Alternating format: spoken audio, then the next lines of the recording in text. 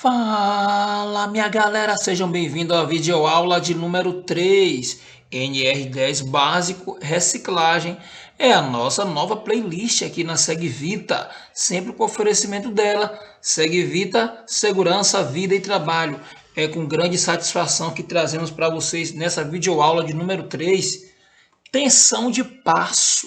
Galera, o que seria tensão de passo? A bem da verdade que tensão de passo é a diferença de potencial que ocorre entre as pernas de uma pessoa ou patas de um animal em contato com o chão.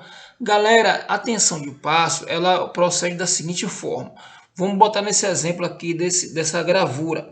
Eu tenho uma descarga atmosférica que atinge no solo em uma distância aí considerada em torno de 5 quilômetros, pode ser um pouco mais, enfim.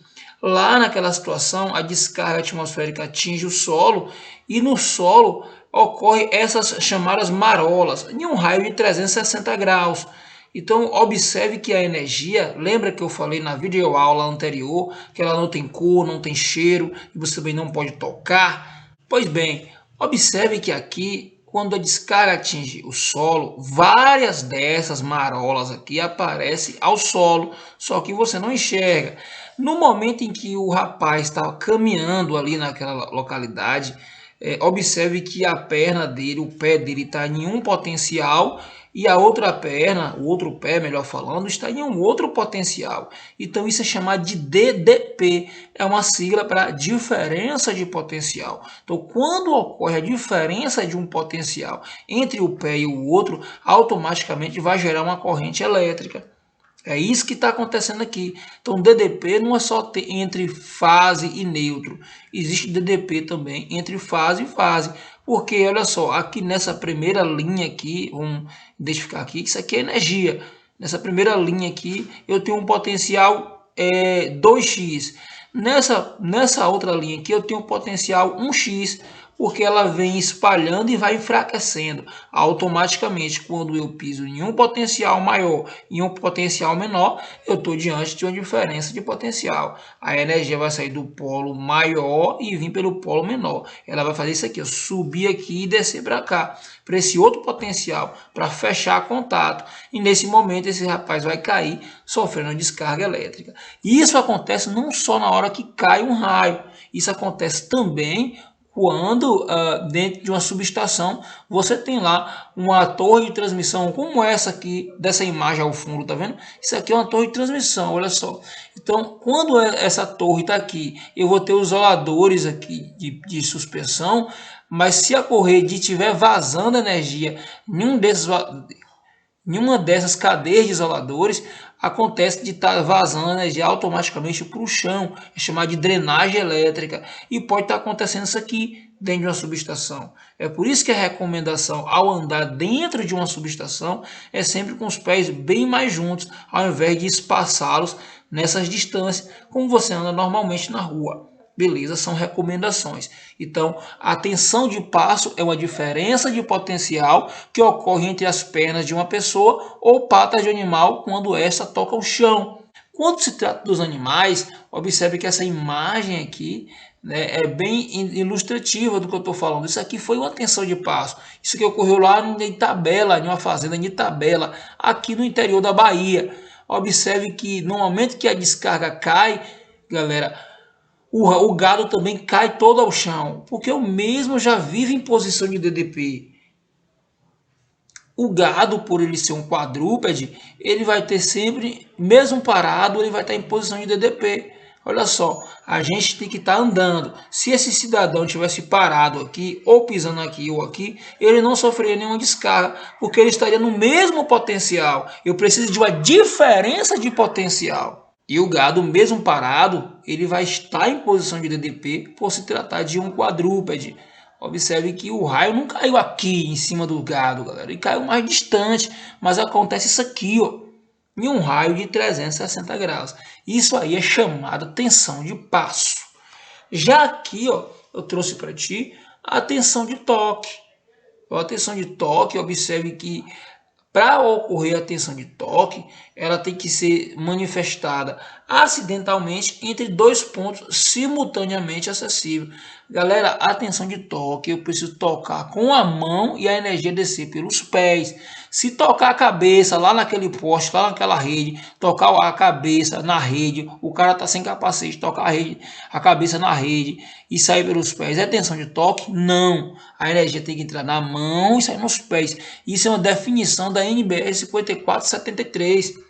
Então, a tensão de toque, a energia entra na mão e sai nos pés. Enquanto a tensão de passo ela ocorre nos membros inferiores, a tensão de toque vai ocorrer nos membros superiores e inferiores. E observe que a tensão de toque, por incrível que pareça, ela é mais perigosa do que a tensão de passo, porque esta pode passar pelo coração e causar uma problemática maior. Beleza, então o que é tensão de toque? É quando acidentalmente tocamos a parte energizada com as mãos e a energia sai pelos pés. Pessoal, agora observe aqui, minha galera, riscos adicionais. Você trabalha com eletricidade, você já sabe que a energia é um insumo perigoso. Não tem como você se livrar da possibilidade de sofrer uma descarga elétrica, haja vista que você trabalhe diretamente na rede elétrica ou indiretamente, ou seja, próximo a ela. Então não tem como você se privar da possibilidade de sofrer uma descarga elétrica. Agora aqui a gente está tratando dos riscos adicionais. Além do risco de descarga elétrica que o trabalhador pode ser ali afetado, existem outros riscos que a norma chama de riscos adicionais. E quais são eles? São trabalho em altura, áreas classificadas, condições atmosféricas e ambientes confinados. Galera, resumidamente falando, trabalho em altura é versado pela NR35 e lá no caput da norma ela é categórica em dizer: para efeito da SNR é considerado trabalho em altura todo trabalho executado acima de 2 metros de altura onde haja risco de queda. Galera, você está vendo nessa imagem aqui eletricitários executando suas atividades por meio de um cesto aéreo. Passou de 2 metros, é considerado trabalho em altura. O grande lance, galera, que você tem que prestar atenção nisso daqui, é que além do risco do choque elétrico, você pode vir a cair. E muitas vezes, no caso de descarga elétrica, muitas vezes não é nem a descarga elétrica que mata, mas é a queda. É a queda. Então, é importante o eletricista, mesmo dentro do cesto aéreo, ele está usando o cinto tipo paraquedista e o mesmo deve estar ancorado aqui dentro do cesto aéreo. Esse é o procedimento correto. O que passar disso daí está errado. Beleza? Áreas classificadas. O que é uma área classificada? São ambientes que em seu funcionamento normal vai estar disperso ali naquela atmosfera, naquela localidade, gases inflamáveis. Um exemplo clássico aí para vocês de áreas classificadas é o próprio posto de gasolina. É um ambiente clássico. No funcionamento normal de um posto de gasolina, logo quando você adentra aquele ambiente, você sente logo o cheiro de etanol, você sente o cheiro de óleo diesel, de gasolina. Ou seja, naquela atmosfera existe gases inflamáveis dispersos, porém não o suficiente para desencadear uma explosão. Haja vista que aquele ambiente, aquele ar ali é rarefeito. Por quê? Você vê que o pé direito do posto de gasolina ele é bem alto. É justamente para a corrente de ar externa empurrar aqueles gases inflamáveis para fora, dissipando aquele ambiente. Ou seja, o fato de eu estar dentro de uma área classificada, o fato daquele ambiente existir gases inflamáveis presentes, não quer dizer que vai haver ali uma explosão. Agora, existe uma ressalva. Não é por causa disso que você deve trabalhar como se fosse um ambiente comum.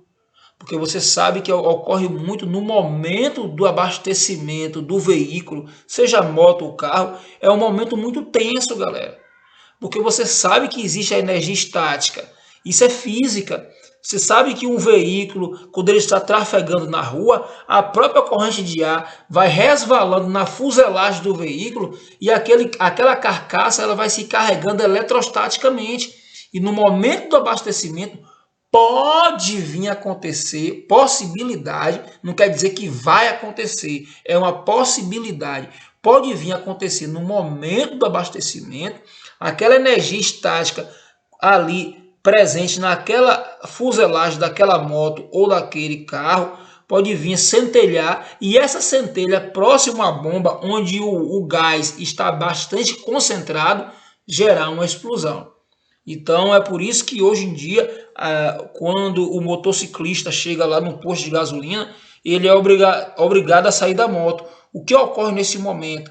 Quando ele coloca o macaco, aqui na Bahia a gente chama de macaco, né?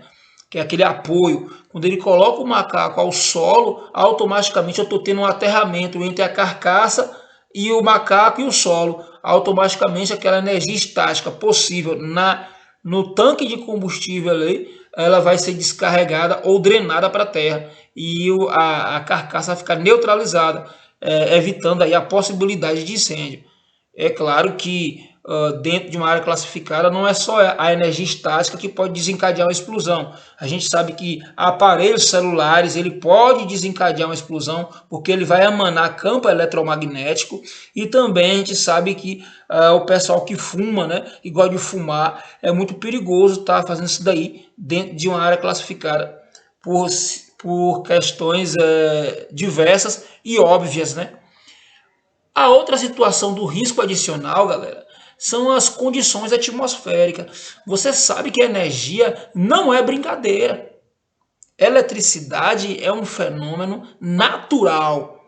E por se tratar de um fenômeno natural, as condições atmosféricas elas podem corroborar na possibilidade de um acidente. Então, olha só, quando eu falo corroborar, eu estou querendo dizer o seguinte, que esse serviço com eletricidade, combinado com a condição atmosférica adversa, vai potencializar aquela possibilidade de acidente. Observe aí, você tem um eletricista trabalhando na rede externa, 13.800 volts, o céu está lá todo nublado, você está vendo ali relâmpago. Então, olha só o perigo. O que é um relâmpago? É um raio que não fechou com a terra, ele fechou nuvem, gera aquele clarão e vai gerar aquele estouro. Olha só, aquele clarão que é gerado é eletricidade. Lembra que a passagem da energia no condutor vai gerar um campo eletromagnético? Esse campo eletromagnético pode vir atingir a rede, virar energia e pegar o trabalhador. Sem contar que a própria água, a umidade do ar está bem mais densa e isso diminui a resistência, possibilitando aí a emanação de arco voltaico, que a gente falou na videoaula anterior, arco elétrico, não é isso? Galera, outro risco adicional que é mostrado pela NR10 são os ambientes confinados. Então, é versado pela NR33. O que diz lá a NR33 sobre ambientes confinados? Para efeito dessa NR, são considerados espaço confinado todo o ambiente não projetado para ocupação humana continuada, onde haja gases ali diluídos ou bastante concentrado aquele ambiente, e onde haja também meios de entrada e saída limitados. Observe que a norma ela é categórica. Para ser considerado um espaço confinado, tem que reunir essas três características: ser um ambiente com entrada e saída limitada, ser um ambiente que tenha concentração diferenciada de oxigênio e seja um ambiente que não foi projetado para ocupação humana contínua.